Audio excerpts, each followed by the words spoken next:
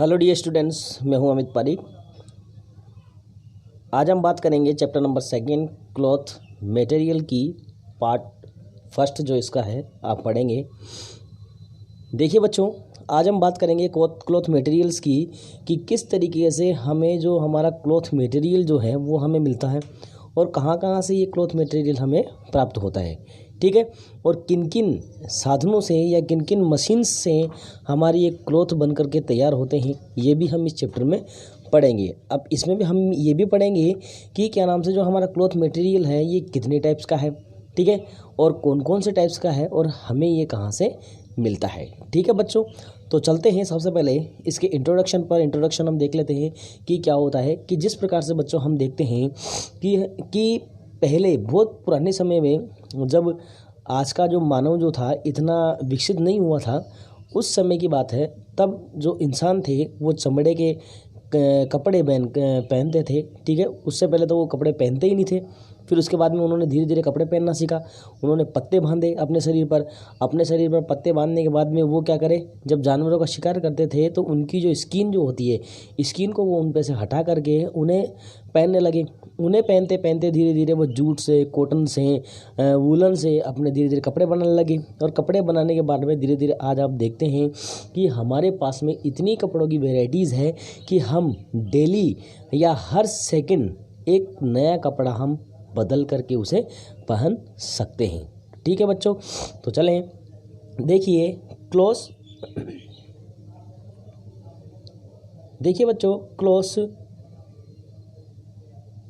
protect us from heat and cold.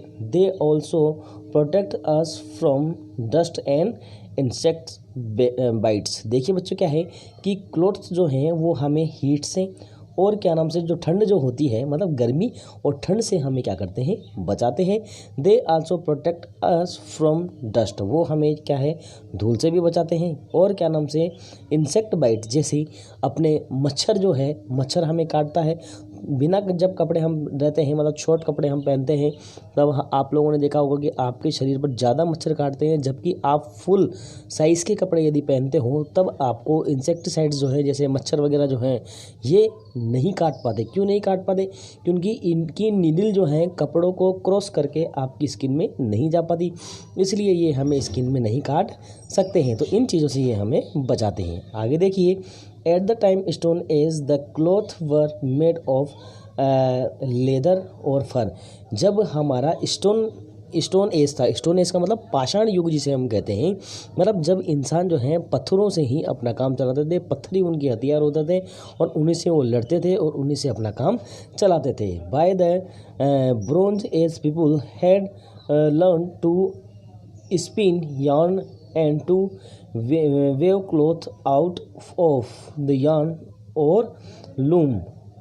Although many clothes were still made out of leather or fur, most clothes were made out of cotton, line and would. देखिए बच्चों, bronze as जो था, कांस्य युग जिसे हम कहते हैं, उस समय पीपुल ने क्या किया, स्पिन यार्न जो है एक प्रकार का अपना यंत्र जो होता है, ठीक है, ये एक प्रकार की मशीन कहलाती थी उस समय की। तो स्पिन यार्न को इन्होंने चलाना सीखा। उसको चलाने के बाद में ये क्या करने लगे, उससे अपने जो क्लॉथ जो है वो इनसे बनाने लगे, ठीक है। क्या बनाने लगे बच्चों, इनसे वो अपने क्लॉथ बनाने लगे। और although many clothes were still made out of leather और फर, फिर भी मशीन उनके पास में मिल गई थी उनको। मशीन का मतलब जैसे अपन चरखे टाइप की कह सकते हैं बच्चों, वो एक तरह की मशीन थी नहीं, पर चरखा काटने वाली मशीन जिसे हम उससे कह सकते हैं, ठीक है। क्या नाम से, उससे वो सूत अपना काट लेते थे और उससे वो कपड़ा भी बन करके तैयार कर लेते थे, ठीक है। बट उन्हें ये नहीं था कि वो उस कपड़े को काट लें, उनको किसी शेप में ढाल लें और किसी शेप में ढाल करके वो उन्हें पहन लें, ऐसा बिल्कुल भी उनके साथ में नहीं था। परंतु फिर भी क्या थे कि उस समय के जो लोग थे वो स्किन से बने हुए या चमड़े से बने हुए, ज़्यादातर लेदर जिसे अपन क्या कहते हैं, चमड़ा कहते हैं बच्चों, ठीक है, इस लेदर और फर से बने हुए ही कपड़े ज़्यादा पहनते थे। Most clothes were made out of cotton, line और वूल।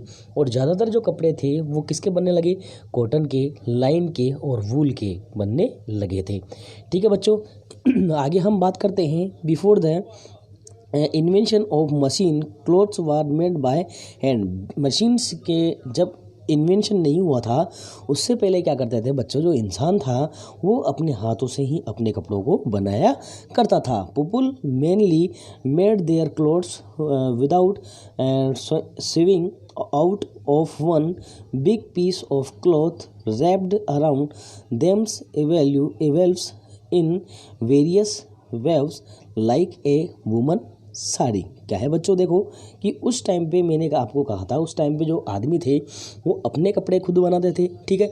और कपड़े खुद बनाने के साथ साथ में उन्हें काटना नहीं आता था, मतलब उन कपड़ों को वो किसी शेप में ढाल नहीं सकते थे। और एक लंबा कपड़ा वो बनाते थे, जिस तरीके से हम जानते हैं हमारे पास में शॉल होता है या साड़ी जो होती है, इस तरीके से ही वो कपड़ा रखते थे। और जिस तरीके से जो आपने अपनी मम्मी को देखा होगा साड़ी पहनते हुए, या आप लोगों ने पापा को लुंगी पहनते हुए देखा होगा, तो उसी तरीके से वो अपने क्लोथ्स को पहनते थे। उनके सामने ये नहीं था कि क्या नाम से उसे वो शर्ट में डिवाइड कर सके या क्या नाम से उसे पैंट में वो बना सके, ठीक है।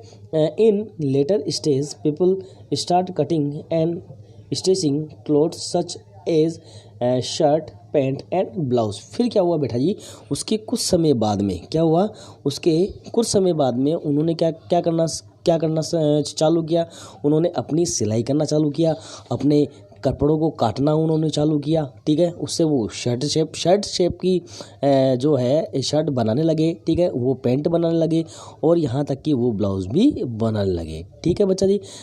आगे चलते हैं। मैं आपको दिखा देता हूँ एक डायग्राम यहाँ पर मेरे पास में आपके लिए है, ठीक है। आप बुक्स में भी ये देख सकते हो, ठीक है। तो देखिए बच्चों, यहाँ पर ये आदमी है और आपके इसके कंधे पर एक मरा हुआ हिरन है, ठीक है। ये मांसाहारी होते थे पहले के, इनके पास खाने के लिए जो फूड होते थे वो सिर्फ ये मांस ही वगैरह खाते थे, ठीक है। तो आप देख रहे हो बच्चों, इसके चारों तरफ यहाँ पर नीचे की साइड में लिपटा हुआ है और ये ऊपर एक बेल्ट जैसी शेप आप लोगों को यहाँ पर दिख रही है। तो ये क्या है, ये बेटा जी क्या है, यहाँ पर जो कपड़ा जो है ये वाला जो कपड़ा है, ये कपड़ा नहीं है, ये यहाँ पे लेदर है। क्या है बच्चों, ये लेदर है जो जीव जंतुओं से, मरे हुए जीव जंतुओं से ये उतारते थे और ये अपने शरीर पर इसे पहनते थे, ठीक है। तो इस तरीके से पहले का आदमी, जब मैंने कहा था कि पाषाणकालीन आदमी जिसे हम कहते हैं, या ब्रॉन्ज एज जो मैन था वो हम कह सकते हैं, तो उस समय के लोग इस तरीके से कपड़े पहना करते थे। आगे देखिए बच्चों, टाइप ऑफ क्लॉथ मटेरियल। अब क्लॉथ्स मटेरियल के यहाँ पर कितने टाइप्स हैं हम उसकी बात करेंगे। Clothes is mainly made from cotton, line, silk, wool and synthetic fibres. जो कपड़े जो हैं बेटा जी वो कॉटन के बने हुए रहते हैं, लाइन के बने हुए रहते हैं, सिल्क के बने हुए रहते हैं, वूल के बने हुए रहते हैं और सिंथेटिक फाइबर्स के वो बने हुए रहते हैं। Jute is mostly use to make gunny bags. Jute जो है बेटा जी वो गनी बैग्स बनाने के काम में आते हैं और मैट्स बनाने के काम में आते हैं। मैट्स मतलब चटाइयाँ बनाने में काम में आते हैं और रोप और आपके रस्सियाँ वगैरह बनाने में आपके काम में भी ये आते हैं, ठीक है बच्चों। आगे देखिए, most cloth is made for fibre. जो मोस्टली जो ज़्यादा कपड़े जो हैं वो किसके बने हुए रहते हैं बच्चों, फाइबर के बने हुए रहते हैं। There are 2 kinds of fibres. यहाँ फाइबर्स के 2 काइंड्स है, मतलब 2 प्रकार के यहाँ पर फाइबर आपको मिलते हैं। सबसे पहला मिलता है नेचुरल फाइबर, ठीक है, और एक मिलता है आपको synthetic fibre. Natural fibre are obtained either from plants, cotton, line और जूट, फ्रॉम एनिमल्स, वूल और सिल्क। देखो बच्चों, जो नेचुरल जो फाइबर जो होता है वो हमें किससे मिलते हैं, प्लांट से मिलता है, कॉटन से मिलता है, लाइन से मिलता है, जूट से मिलता है और एनिमल्स की जो हेयर्स होते हैं जैसे वूल होती है, सिल्क होती है, ये एनिमल से हमें मिलते हैं, ठीक है बच्चों। और बात करते हैं हम सिंथेटिक फाइबर्स की। अब जो सिंथेटिक फाइबर्स है जिन्हें क्या करते हैं, इंसानों द्वारा बनाया गया, या फिर मैं कहूँ कि जो अपने नेचुरल फाइबर्स हैं इनके अंदर ही कुछ ना कुछ थोड़ा सा फेरबदल करके इन्हें क्या किया गया, सिंथेसाइज किया गया, इसलिए हम इन्हें सिंथेटिक फाइबर्स कहते हैं, ठीक है बच्चों। आगे चलते हैं। सबसे पहले हम बात करते हैं कॉटन की, फिर हम बात करेंगे अगले वीडियो में लाइन और वूल की, ठीक है। फिर बाद में और फिर करेंगे सिल्क, जूट भी है हमारे पास में, और फिर सिंथेटिक फाइबर भी हमारे पास में आएंगे। तो इनकी हम बात करेंगे अगले वीडियो में बात करेंगे। तो ठीक है, सबसे पहले हम कॉटन की बात करते हैं। We get cotton from plants. बेटा जी देखो, हम जो है कॉटन जो है हमें प्लांट से मिलता है। India, Pakistan, Egypt, Brazil, USA and West Indies are the major cotton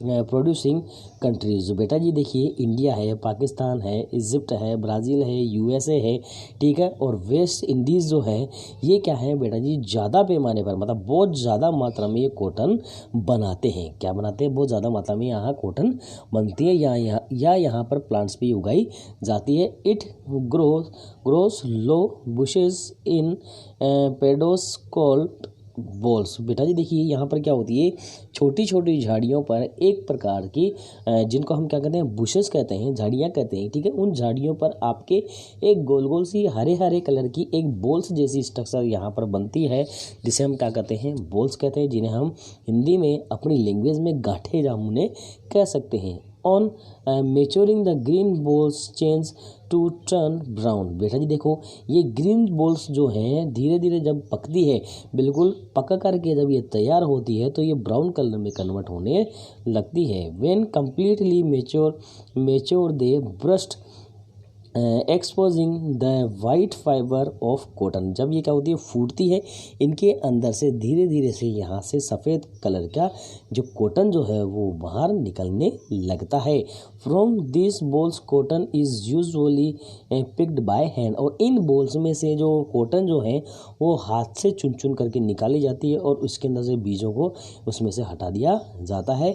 this process is called ginning. और ये प्रोसेस क्या कहलाता है बच्चों, आपकी गिनिंग कहलाती है। Ginning is done by passing the harvested cotton through out rolls since the cotton seeds and separate out the fibers or material is left which is pressed and tied in the form of balls which are sent to cotton mills। क्या किया जाता है बच्चों, जब ये क्या है कि अपने बॉल्स जो होते हैं, बॉल्स के अंदर से यहाँ से कॉटन निकालने के बाद में क्या होता है बेटा जी, इस कॉटन को एक ऐसी मशीन में डाला जाता है जिसके अंदर से जब ये निकलते हैं तो निकलने के बाद में इन्हें एक बड़ी बॉल के रूप में या एक बड़े गट्ठर के रूप में इन्हें बांध दिया जाता है। और इन्हें बांध करके यहाँ से, और ये जो वेस्ट जो होता है इसके अंदर, जैसे बच्चों थोड़े से पत्ते जो होते हैं या कोई सा थोड़ा वेस्ट मटेरियल जो होता है या बीज जो इनमें थोड़े बहुत बच जाते हैं, उन्हें निकाल करके यहाँ से इसमें एक बड़े बड़े गट्ठरों में भर करके इन्हें कहाँ भेज दिया जाता है, इन्हें मिल्स के अंदर भेज दिया जाता है, जहाँ पर इनकी कताई बुनाई की जाती है, वहाँ पर इन्हें भेज दिया जाता है। ठीक है, आगे देखते हैं। At the mills the raw cotton of the bolls is carded in an enormous carding machine in which the great mass of raw cotton runs throughout rolls covered with fine wire teeth and comes out in large rope called silver। ठीक है बेटा जी, देखिए क्या है कि यहाँ पर फिर क्या नाम से जब इसे हम वहाँ पर जहाँ पर क्या नाम से आपकी हमारी जो फैक्ट्री जो होती है, फैक्ट्री के अंदर जब इन्हें भेज दिया जाता है तो फैक्ट्री के अंदर भेजने के बाद में क्या होता है बच्चों, इन्हें एक मशीन में डाला जाता है। उस मशीन के अंदर वहाँ पर उन मशीन पे बड़े बड़े दांत होते हैं, ठीक है, उस मशीन पे एक पट्टा होता है, उस पट्टे पर इन्हें डाला जाता है और बड़े बड़े दांतों वाली मशीन में और क्या नाम से वहाँ पर एक फाइन वायर रहता है, उस फाइन वायर में से उसको क्या करा जाता है, गुजारा जाता है, जिससे कि बेटा जी जो आपका कॉटन जो है वो एक रस्सी के रूप में वहाँ से बाहर निकलता है। किस रूप में बाहर निकलता है बेटा जी, वो आपके रस्सी के रूप में बाहर निकलता है। ठीक है, next come the process of spinning. इसके बाद में कौन सा प्रोसेस आता है बेटा जी, स्पिनिंग प्रोसेस आता है। The process of making yarn from fibre is called spinning. अब इस यार्न से क्या नाम से जो फाइबर बनाया जाता है उसे हम क्या कहते हैं, उस प्रोसेस को स्पिनिंग कहते हैं। क्या कहते हैं बच्चों, स्पिनिंग कहते हैं। In this the rope is pulled into thinner and thinner thread.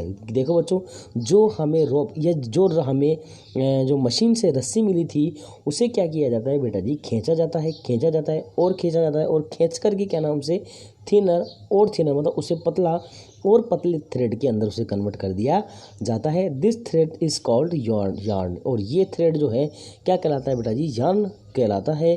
The spun yarn is then ready for waving.